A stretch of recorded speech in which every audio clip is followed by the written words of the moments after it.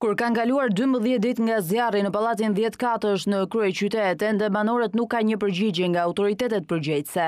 News 24 mëson se Instituti i Ndërtimit ka bërë inspektimet e dëmtimeve që ka marrë pallati si pasojë e zjarrit.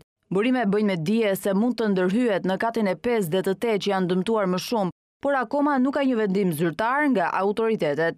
Instituti i Ndërtimit ka kërkuar rikonstruksion në këto 2 banesa pasi paraqet rrezik për banorët, duke e cilësuar të pabanueshëm.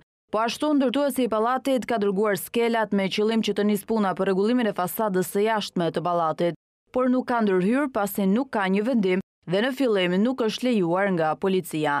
Sa i përket hetimeve për ngjarje, burime pranë grupit hetimor bëjnë me dije se ka dyshime që mund të ketë pasur lidhje jashtë rrjeti në një kat të pallatit. Kjo për shkakun se pas shkëndijës elektrike nuk janë ulur automatët e sigurisë. OSHE dhe Ishti kanë bërë disa herë inspektim, por nuk kanë zbardhur deri më tani një raport zyrtar.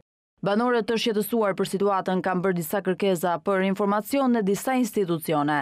Deri më tani ata nuk kanë marrë një përgjigje se çfarë do të bëhet me banesat e tyre.